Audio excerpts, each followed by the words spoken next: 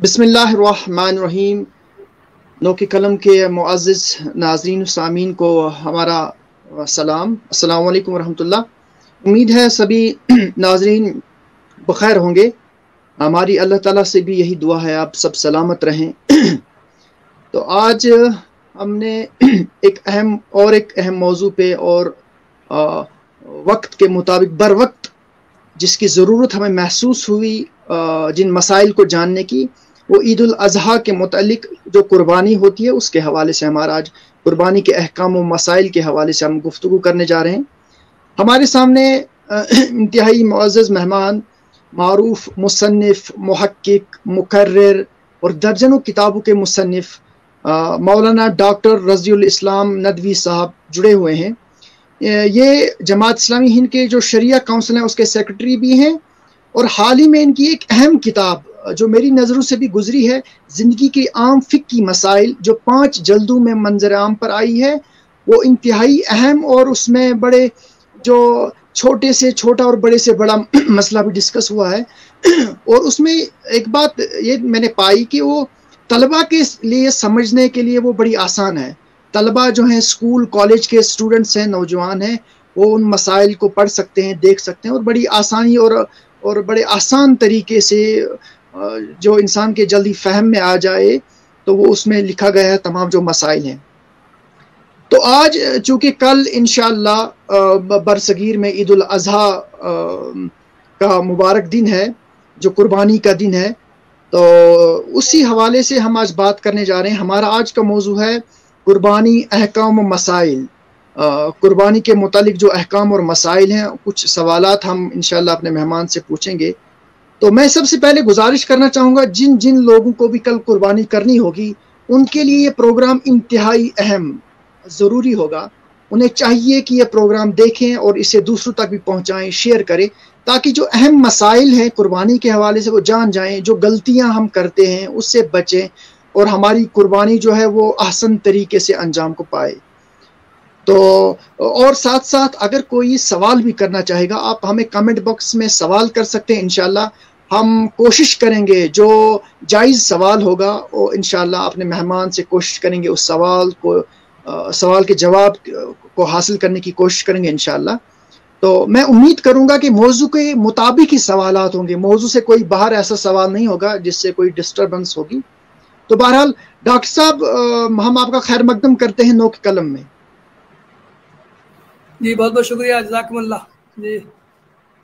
जी, पहला सवाल मेरा आपसे रहेगा, मुख्तसरन और जामिया अंदाज में आप हमें समझाने की कोशिश करें, फ़लसफ़े कुर्बानी क्या है? असल जानवर के जो ज़बह का मकसद है ये क्या है, और कुर्बानी वाजिब है, सुन्नत है वगैरह, इस पे थोड़ा सा इजमाली तौर आप थोड़ा बहुत गुफ्तगू करें और जामिया अंदाज में।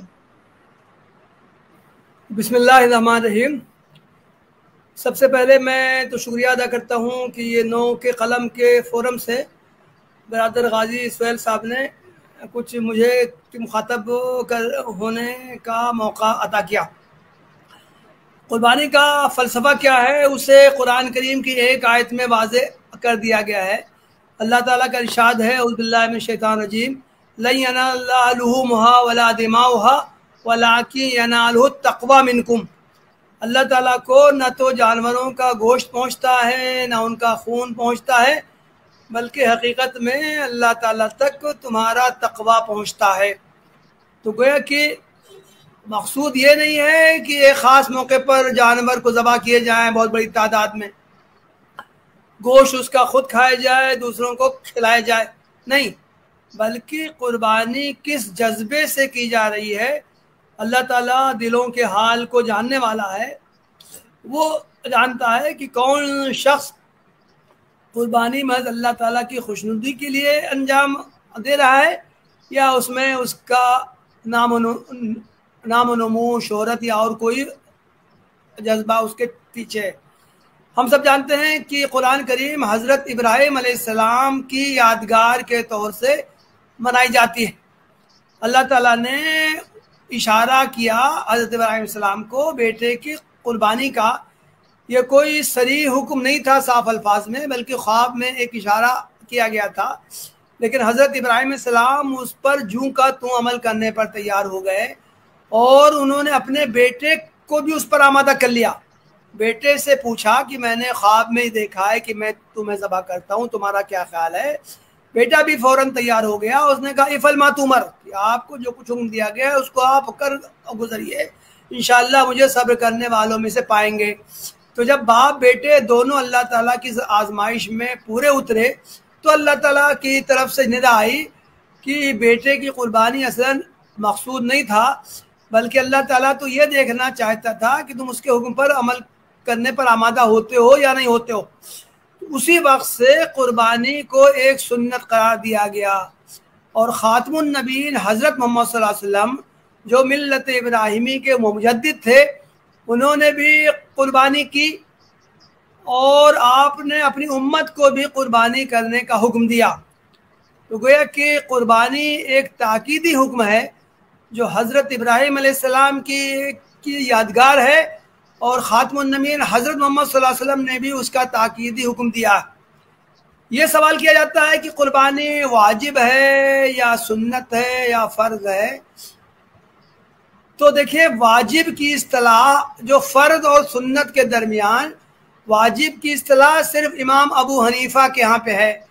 گویا کہ سنت جس پر بہت زیادہ تاکید کی گئی ہو اس کو وہ واجب کے لفظ سے تعبیر کرتے ہیں. دوسرے ائمہ کے ہاں واجب کی شق نہیں ہے. دوسرے ائمہ کے ہاں یا تو کوئی عمل فرض ہوتا ہے یا وہ عمل سنت ہوتا ہے, تو دوسرے ائمہ اس کو سنت مؤکدہ قرار دیتے ہیں. تو گویا کہ قربانی فقہ حنفی کے اعتبار سے واجب ہے اور دوسرے ائمہ کے اعتبار سے یہ سنت مؤکدہ ہے. یہ صرف اصطلاحات کا فرق ہے, تعبیرات کا فرق ہے, ورنہ تمام ائمہ قربانی کو ایک تاکیدی حکم قرار دیتے ہیں. اس تعلق سے میں حضرت عبداللہ ابن عمر رضی اللہ عنہ کی ایک روایت بیان کروں گا. ان کے شاگرد نے ان سے پوچھا کہ حضرت آپ بتائیے کہ قربانی کی حیثیت کیا ہے؟ حضرت عبداللہ ابن عمر نے جواب دیا کہ ضحى النبی صلی اللہ علیہ وسلم والمسلمون, اللہ کے نبی نے قربانی کی ہے اور مسلمانوں نے قربانی کی ہے, صحابہ نے قربانی کی ہے, اس لیے میں بھی قربانی میں کرتا ہوں. شاگرد کو اطمینان نہیں ہوا, اس نے پوچھا کہ حضرت میں یہ پوچھ رہا ہوں کہ قربانی کی دین میں حیثیت کیا ہے؟ حضرت عبداللہ ابن عمر نے پھر وہی جواب دیا, اللہ کے نبی نے قربانی کی ہے, صحابہ نے قربانی کی ہے, اس لیے میں بھی قربانی کرتا ہوں.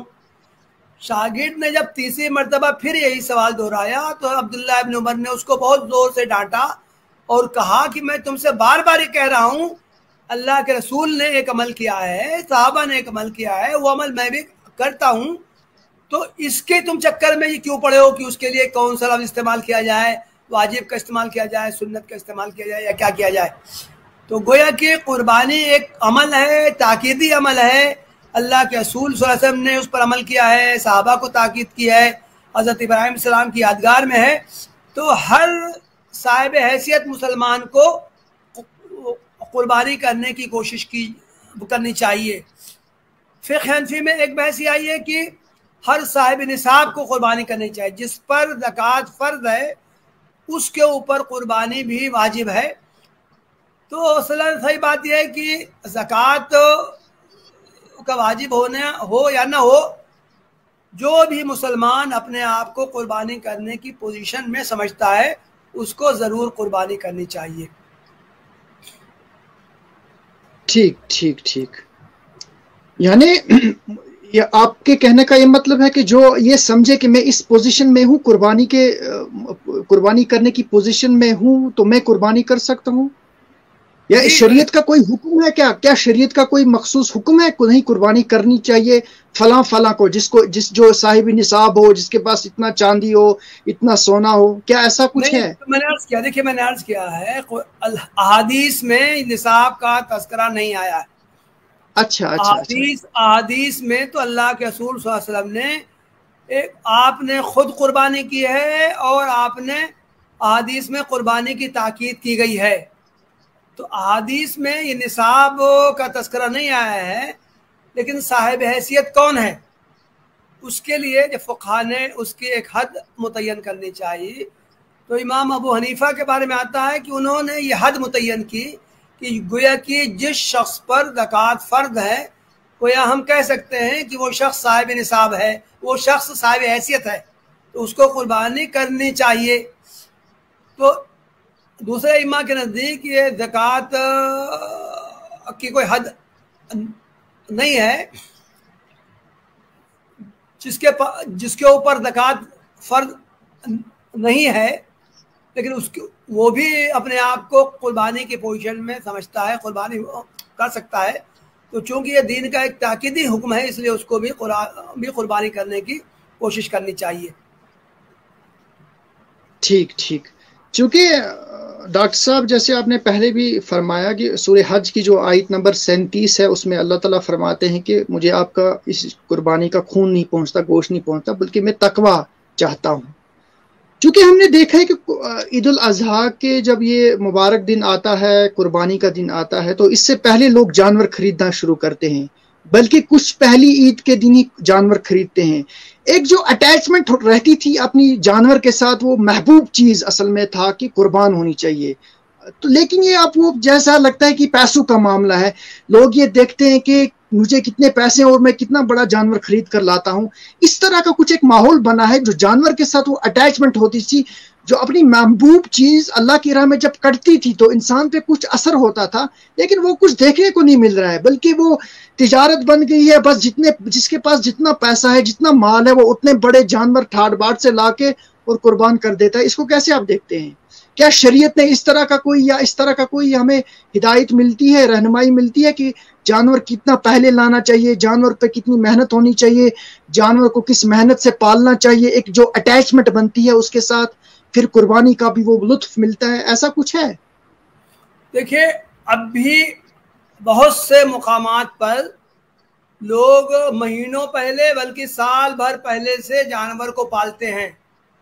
जो लोग देहातों में, कस्बात में जो रहते हैं, अब भी उनका मामूल है कि वो साल भर जानवर को पालते हैं, खिलाते पिलाते हैं, और उसके बाद फिर वो कुर्बानी करते हैं।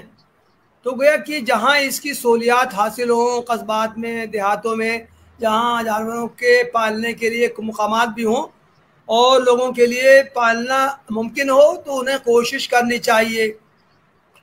कोई जानवर हम 1 रोज़ 2 रोज़ पहले जो ख़रीद के जो कुर्बानी हम करेंगे, उसके मुकाबले में हम अगर चंद महीने पहले या साल भर पहले से जानवर को पाल के रखेंगे, सिधाएंगे, अपने साथ उसकी खातिरदारी करेंगे, उसके बाद जब हम उसके कुर्बानी करेंगे तो हमारे उस पर एक उसकी रूहानी कैफियत बिल्कुल मुख्तलिफ होगी।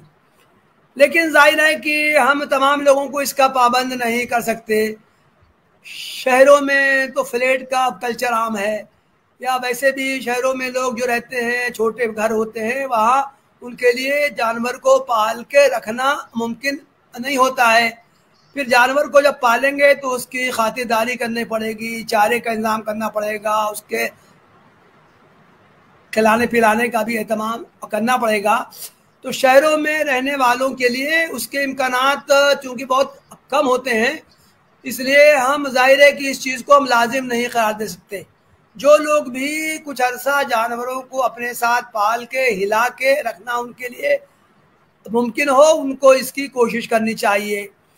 जिन लोगों के लिए ये मुमकिन ना हो तो जाहिर है कि वो हफ्ता भर 2-4 दिन पहले ही जानवरों को ख़रीदेंगे कुर्बानी करने के लिए। बस एक बात को ये मलहूज़ रखना चाहिए कि ये इसमें हरगिज़ दिखावा नहीं होना चाहिए। बाद लोग बहुत ज़्यादा नामो नमूद के कल्चर में रहते हैं, उसका ऐलान भी करते हैं कि हमने एक जानवर को ख़रीदा है, 40,000 में ख़रीदा है, 60,000 में ख़रीदा है। हत्ता कि खबरें आती हैं कुर्बानी से कुछ दिनों पहले कि आम जो बकरे जो आमतौर से 10-20 हज़ार रुपये में मिल जाते हैं, वो 1 लाख 2 लाख रुपए में भी फ़रोख्त होते हैं, उनको ख़रीदा जाता है। बल्कि बाज़ तो इस मामले में और शो करते हैं कि फ़लाँ जानवर पर की पीठ पर तो अल्लाह चूँकि लिखा हुआ है, इसलिए वो बड़ा मुक़द्दस मोहतरम जानवर हो गया है, इसलिए उसकी कीमत तो लाखों में लगाई जाती। تو ظاہر ہے کہ یہ قربانی جو ہے وہ نام و نمود کے لیے نہیں ہے، شہرت پسندی کے لیے نہیں ہے، یہ بیان کرنے کے لیے نہیں ہے کہ ہمارا جانور بھائی عام جانوروں کے مقابلے میں کئی گنا زیادہ مہنگا ہے۔ تو اس طرح کی چیزیں اللہ تعالیٰ کو سے کی خوشنودی کے مطابق نہیں ہے۔ قربانی تو میں اللہ تعالیٰ کے حکم پر عمل آوری کا ہے نتیجہ۔ تو ظاہر ہے کہ جیسا کہ اس آیت میں کہا گیا ہے کہ اللہ تعالیٰ تو یہ تقویٰ دیکھتا ہے کہ تم نے کس جذبے سے، اللہ تعالیٰ کی خوشنودی کے جذبے سے یہ عمل کیا ہے۔ اللہ تعالیٰ کو یہ ظاہری چیزیں، یہ نام و نمود کی چیزیں یہ پسند نہیں ہیں، وہ ان چیزوں کو نہیں دیکھتا۔ ٹھیک ٹھیک ٹھیک۔ اچھا ہم تھوڑا سا دوسری طرف آتے ہیں، ایک دوسرے پہلو کی طرف۔ جو بڑے جانور ہیں یہ چونکہ 7 افراد اس کی قربانی کر سکتے ہیں، یہ سنتے آئے ہیں ہم ہمارے واعظین وغیرہ سے، اور کچھ یہ بھی کہتے ہیں کہ اس میں ہم عقیقے کا حصہ بھی نکال سکتے ہیں۔ ایک تو یہ بتائے آپ بڑے جانور کتنے افراد قربان کر سکتے ہیں، اور اس میں عقیقے کا حصہ کس حد تک ہم نکال سکتے ہیں، جائز نہیں ہے۔ اور دوسرا یہ ساتھ میں بتائیے مختصر، لیکن وقت چونکہ بہت کم ہے ہمارے پاس، یہ کہ چھوٹے جانور کی عمر کتنی ہونی چاہیے؟ بیڑ بکریاں کیا ان کے دانت دیکھے جا سکتے ہیں، یا عمر سے ہی ان کا اندازہ لگا کے عمر کا معلوم کر کے قربان کر سکتے ہیں؟ دیکھیے حدیث میں صاف ہے، صراحت سے کہا گیا ہے کہ گائے اور اونٹ اور میں 7 افراد شامل ہو سکتے ہیں۔ بعض حدیث میں اونٹ کے تعلق سے 10 افراد کے شریک ہونے کا بھی تذکرہ ہے، لیکن دوسری حدیث میں ہے کہ چاہے بڑے جانور جو بھی ہو، گائے بھینس ہو یا اونٹ ہو، جو بھی ہو، اس میں زیادہ سے زیادہ 7 افراد ہو سکتے ہیں۔ یہ 7 کی تعداد زیادہ سے زیادہ کی ہے، ورنہ تو اس میں کم سے کم لوگ بھی ہو سکتے ہیں، 2 بھی ہو سکتے ہیں، 3 بھی ہو سکتے ہیں، 4 بھی ہو سکتے ہیں، جو بھی ہے زیادہ سے زیادہ 7 افراد اس میں شریک ہو سکتے ہیں۔ کیا قربانی کے جانور میں عقیقہ کے حصے بھی شامل کیے جا سکتے ہیں؟ اس سلسلے میں فقہا کا اختلاف ہے۔ حنفی مسلک کے علماء یہ کہتے ہیں کہ قربانی ایک تقرب کا عمل ہے، اسی طرح عقیقہ بھی ایک تقرب کا عمل ہے، اس لیے دونوں کو ایک جانور میں جمع کیا جا سکتا ہے۔ گویا کہ ایک جانور میں کچھ حصے عقیقے کے ہو سکتے ہیں، کچھ حصے قربانی کے ہو سکتے ہیں، لیکن اہل حدیث حضرات جو ہے وہ کہتے ہیں کہ نہیں، عقیقہ صرف چھوٹے جانور سے ہو سکتا ہے، اس لیے کہ اللہ کے رسول صلی اللہ علیہ وسلم نے جو بھی عقیقے کیے ہیں وہ آپ نے اس میں چھوٹا ہی جانور آپ نے عقیقے میں استعمال کیا۔ تو اہل حدیث حضرات یہ کہتے ہیں کہ نہیں، قربانی کے جانور میں عقیقے کے حصے شامل نہیں کیے جا سکتے۔ اور یہ عمر کے تعلق سے آیا ہے کہ چھوٹے جانور کی عمر 1 سال ہونی چاہیے، اور گائے بھینس وغیرہ کی عمر 2 سال ہونی چاہیے، اونٹ کی عمر 5 سال ہونی چاہیے۔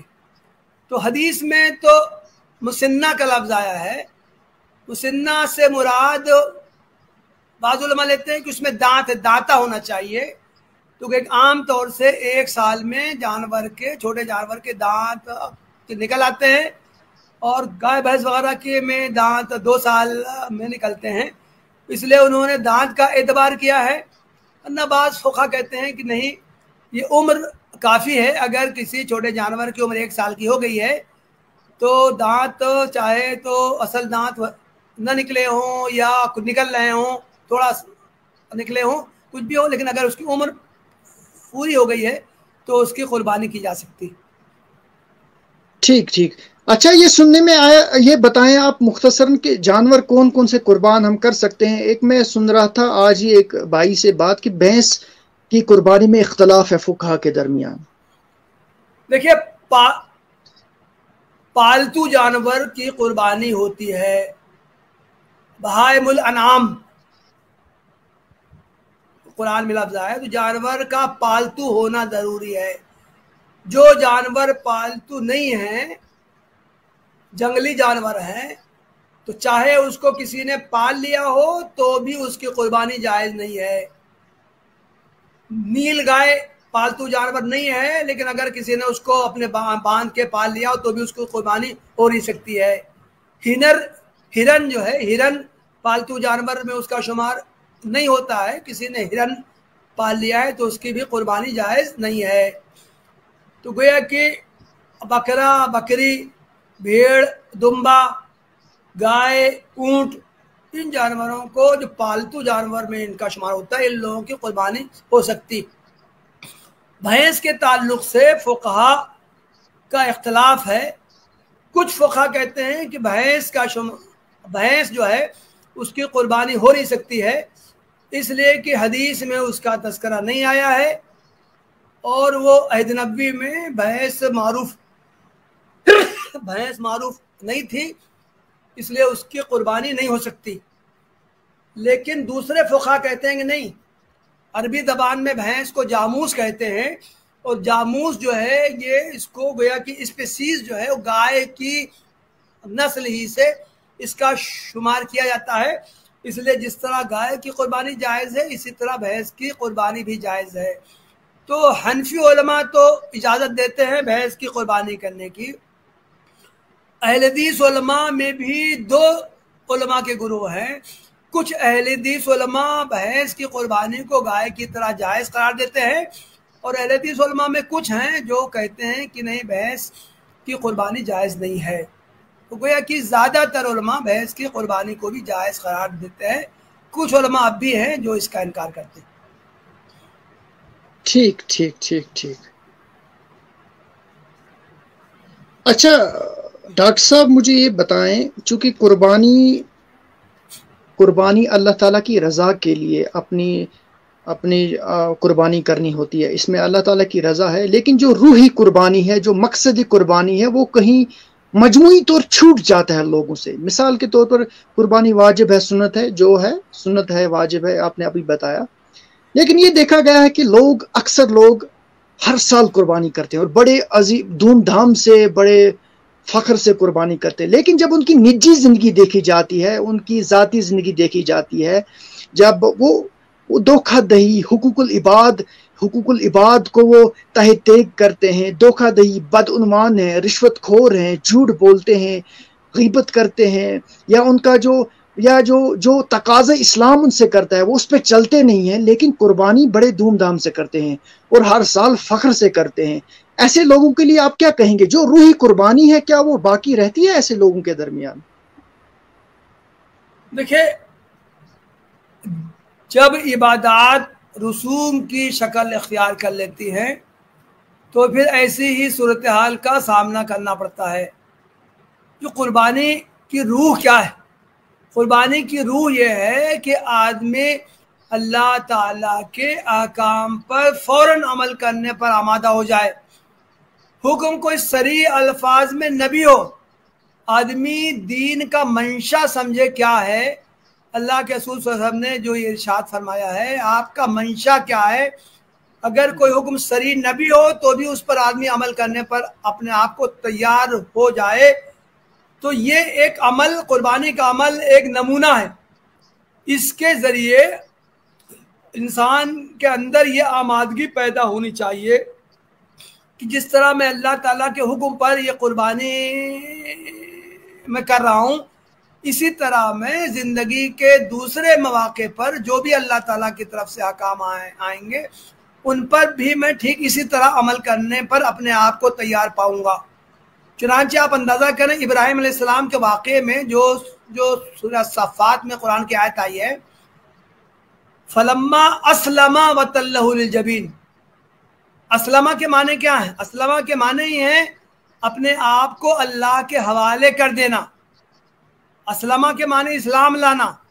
तो जब इब्राहिम अलैहिस्सलाम और इस्माईल अलैहिस्सलाम दोनों के बारे में कुरान कहता है फलम्मा अस्लमा, इसका मतलब ये नहीं है कि उन दोनों ने ऐलान कर दिया था कि हाँ हम मुसलमान हो गए, और बल्कि इसका मतलब ये भी नहीं है कि उन्होंने अपने मुंह से कहा था कि हाँ हम इस्लाम ले आए, नहीं, बल्कि उनके अमल को अल्लाह ताला के इशारे पर बाप कुर्बान करने पर तैयार हो गया, बेटा कुर्बान होने पर तैयार हो गया।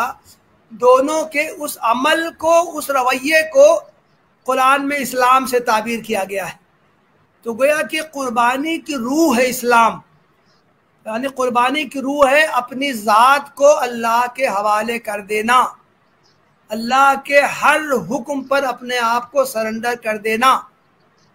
تو یہ تو عجیب سی بات ہوگی کہ ہم قربانی کے عمل میں تو اللہ تعالیٰ کی منشا کو سامنے رکھیں، اس کی مرضی کو سامنے رکھیں، اور اس کے حکم پر ہم جانور قربان کرنے پر تیار ہو جائیں، لیکن زندگی کے دوسرے معاملات میں ہم اللہ تعالیٰ کی مرضی کو نہ سامنے رکھیں، ہم اپنی مرضی کے غلام بنے رہیں۔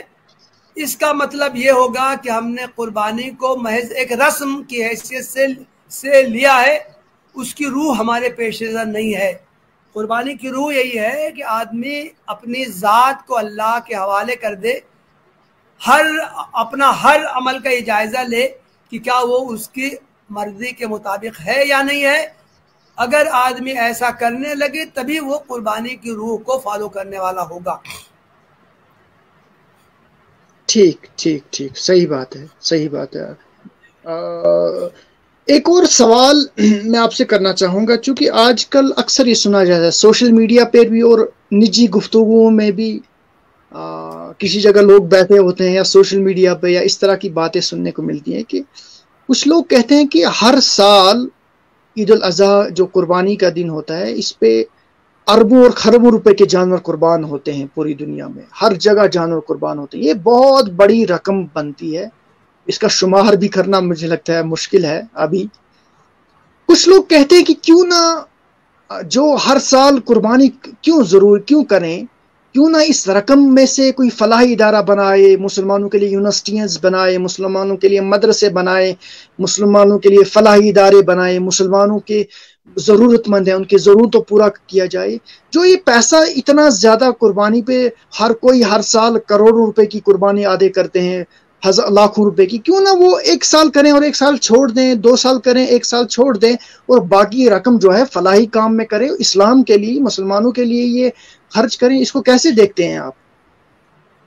دیکھیے، جو لوگ یہ بات کہتے ہیں، ایسا لگتا ہے کہ اگر ان کی بات مان لی جائے اور قربانی کو بند کر دیا جائے، پوری دنیا میں ایک بھی قربانی نہ کی جائے، تو ایسا لگتا ہے کہ پھر ہزاروں ہاسپٹل کھل جائیں گے، ہزاروں اسکول، کالج، یونیورسٹیاں کھل جائیں گی، تعلیم کا خوب چرچا ہو جائے گا، اور دنیا میں کوئی غریب انسان باقی ہی نہیں بچے گا۔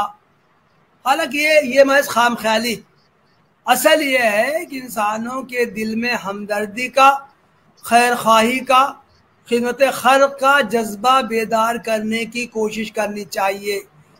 اگر یہ کام کیا جائے گا تو جو لوگ قربانی کرتے ہیں وہی لوگ خدمت خلق کے کام انجام دیں گے، جو لوگ قربانی کرتے ہیں وہی لوگ تعلیم کے میدان میں آگے بڑھیں گے، جو لوگ قربانی کرتے ہیں وہی لوگ اپنے سماج میں غریبوں کی امداد کریں گے، ان کو سماجی طور سے، معاشی طور سے اوپر اٹھانے کی کوشش کریں گے۔ لیکن اگر انسانوں کے دلوں میں ہمدردی کا جذبہ ہی نہ پیدا ہو، خدمت خلق کا جذبہ ہی نہ پیدا ہو، تو اگر قربانیوں پر پابندی عائد کر دی جائے، کوئی قربانی کی ہی نہ جائے، تو اگر دلوں میں بخل و کنجوسی موجود رہے گی تو پھر قربانی پر پابندی عائد ہو جانے کے باوجود بھی کسی آدمی کو خدمت خلق کے کام کرنے کی، رفاہی کام کرنے کی توفیق نہیں ہوگی۔ دوسری بات یہ عرض کرنا ہے کہ دین میں جو احکام دیے گئے ہیں ان پر جوں کا توں عمل کرنا مقصود ہے۔ ایک آدمی یہ کہے کہ بھائی نماز پڑھنے کا مقصد کیا ہے؟ نماز پڑھنے کا مقصد ہے اللہ تعالیٰ کی یاد رہے، دل میں تقویٰ پیدا ہو، تو نماز کو چھوڑ دی جائے، آدمی اوراد و تسبیحات ہی بیٹھ کے 1 گھنٹہ اذکار ہی کر لے، اس سے اس کی اللہ کی یاد زیادہ ہوگی۔ تو اس طرح جو مقصد کی نماز سے حاصل ہوتا ہے وہ اذکار کرنے سے حاصل ہو جائے گا، تو ظاہر ہے کہ اس کے بعد یہ صحیح نہیں ہے۔ دین میں جو احکام جس طرح دیے گئے ہیں ان پر اسی طرح عمل کرنا مقصود ہے، کوئی دوسرا عمل اس کا بدل نہیں بن سکتا۔ قربانی کا حکم دیا گیا ہے، قربانی کرنا ضروری ہے، خدمت خلق کی تاکید کی گئی ہے، خدمت خلق کے کام کرنا ضروری ہے۔ جو مالدار لوگ ہیں ان کو حکم دیا گیا ہے کہ وہ غریبوں کا خیال رکھیں، ان کو وہ کام کرنا ہے۔ جو لوگ مالدار ہیں ان پر زکوٰۃ فرض کی گئی ہے، ان کو زکوٰۃ نکالنا ضروری ہے۔ کوئی ایک کام دوسرے کا بدل نہیں ہو سکتا۔ جی ٹھیک ٹھیک ٹھیک ٹھیک جی۔ ایک اور سوال میں نے جو یہاں پہ نوٹ بھی کیا ہے کہ ہر سال چونکہ قربانی کو اپنے ہاتھ سے قربانی کے جانور کو ذبح کرنا سنت ہے، تو اکثر دیکھا گیا ہے اس سنت پہ لوگ کم ہی عمل کرتے ہیں۔ جو جانور لائے جاتے ہیں اس کے لیے ذبح کرنے والوں کو باہر سے لایا جاتا ہے اور ان کو ہزاروں روپے دیے جاتے ہیں۔ تو اس کے متعلق کیا کہیں گے؟ کیا یہ سیکھنا ضروری ہے؟ جو قربانی کرے، جو اپنے گھر میں جو قربانی کرنا چاہے گا، اسے ضروری یہ سیکھنا ہے ذبح کرنا؟ اور خواتین کا ذبح کے حوالے سے بھی کچھ سنا جاتا ہے۔ قربانی کرنا، جانور کو ذبح کرنا، اس کی کھال اتارنا کوئی مشکل کام نہیں ہے۔ ایک بار آدمی اپنی آنکھوں سے دیکھ لے، دوسری بار کوشش کرے تو وہ سارے کام وہ کر سکتا ہے۔ تو بہتر ہے کہ قربانی آدمی خود کرے، اپنے ہاتھ سے کرے، اور جتنا کام کر سکتا ہو اتنا تو اس کو لازماً کرنا چاہیے۔ ذبح کرنے کے بعد وہ جانور کی پوری کھال بھی اتارے، بوٹیاں بنائے۔ اگر یہ سارا کام کر سکتا ہو تو اس کو سارا کام کرنا چاہیے۔ کل کام نہ کر سکے تو جو کر سکتا ہو جانور کو وہ ذبح کرنے کا کام وہ اپنے ہاتھ سے کرے۔ بعد میں کھال اتارنے میں اس کو کوئی دشواری ہو تو وہ کسی ماہر فنکار کی مدد حاصل کر سکتا ہے۔ اور اسی طرح لوگ سوال کرتے ہیں کہ کیا کوئی خاتون قربانی کر سکتی ہے کہ نہیں؟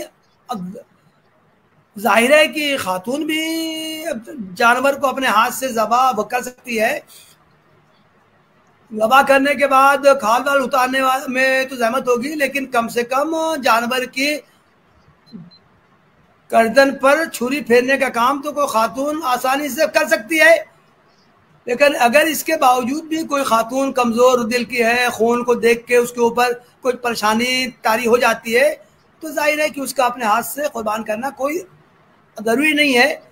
لیکن اگر کوئی خاتون اپنے ہاتھ سے اپنے قربانی کے جانور کو ذبح کرنا چاہتی ہے تو اس کو اجازت ہے، اس میں کوئی ممانعت نہیں ہے۔ ٹھیک ٹھیک ٹھیک ٹھیک چلیے، آپ کا بہت بہت شکریہ۔ انشاءاللہ میں چاہوں گا، بہت سارے سوالات آنے لگے تھے لیکن وقت کی دامنی جو آڑے آ رہی ہے، انشاءاللہ میں چاہوں گا آپ سے کبھی اور ایک سیشن ہو، سوالات جوابات کا سلسلہ چلے گا انشاءاللہ۔ بعد آپ کا بہت بہت شکریہ اپنا قیمتی وقت دینے کے لیے، نو کے قلم کے لیے۔ جزاک اللہ، بہت شکریہ۔